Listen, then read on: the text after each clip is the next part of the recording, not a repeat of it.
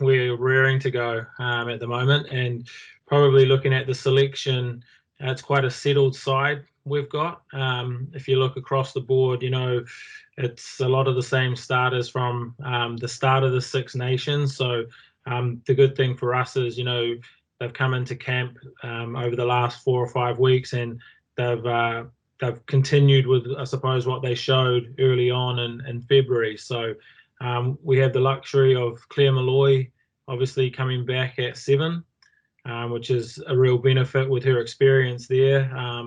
And again, it's balanced nicely with Dorothy Wall getting her first start on the blind side. So, anyone that saw our games early on saw how impressive she was off the bench. And again, she's someone that's continued that right through. So it's an exciting looking pack that we have. And again, even looking at our back line, we have that settled partnership in the midfield where Seni partners Enya. Enya obviously missed out through some injury, but she's back now and she's fully fit. So I'll be looking forward to seeing what she can do. I think the beauty of what we've got now is such a competitive wider squad, and some of those selections weren't as straightforward as you'd think. The wider group and some of those players that have missed out, they can take some credit for how hard they've pushed these girls. And this weekend, that 23 have the right to wear the jersey, but again, the following weekend is a different story. And so these girls know that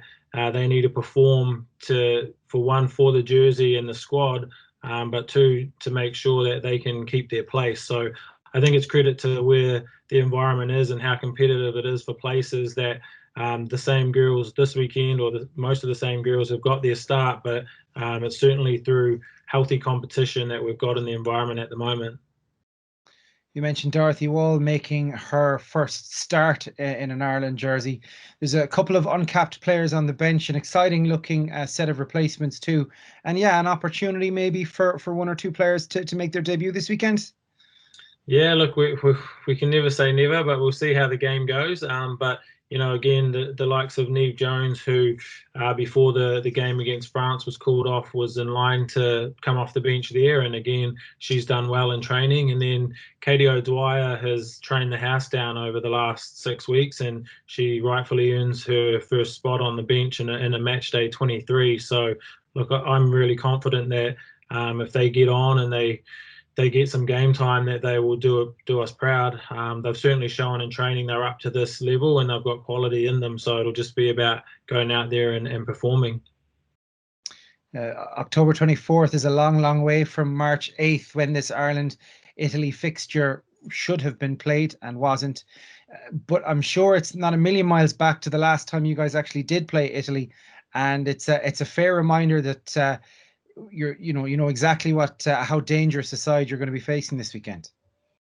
Yeah, there's no secret. The Italians like to play rugby and throw the ball around a bit, and they're very good at the one-on-one confrontations. They're very physical. So, we do, I suppose, owe them one. We lost to them last season in their house, and so now they're coming to us, and we've spoken about this campaign, making sure we get 3 home wins. So, the beauty, I suppose, of this weekend coming is, for the first time in a long time, we're actually in control of something. It's been a long time where things have been out of our control, and all we can do is, I suppose, tick along week to week. But now, once we get on that field, we can take control and we can command the game how we want to. And that's certainly one of the messages to the players. We've got to look after what we need to do, because like everyone, there's been such a break. We just don't know, what in Italy will bring. We've done our analysis on them, but again, 6 months ago, they could be a very different side now. So we just got to make sure that, we make sure we start the game well, and continue that throughout, and again, look after what we can. And finally, Adam, it goes without saying that yourself and the squad are really up for this weekend. But in a world right now where there isn't a huge amount of rugby happening, it wouldn't be lost on yourself and the players that everyone is really, really rooting for you guys, but also just really, really glad that this match can go ahead. And we do have an Ireland team to support right now, when we consider that the community game is suspended as we speak. Yeah, we've spoken about that, and we'll probably speak about it a little bit more when we're in camp. Is that we're the privileged few at the moment, and no one across our country in the women's game is able to pull on a jersey at the moment and actually play. And here we are, already, I suppose, privileged to represent our country, but now be one of the only teams actually playing through these times. So it's not lost on us, and we want to make sure that we go out and perform really well and give everyone watching something to cheer about come the final whistle.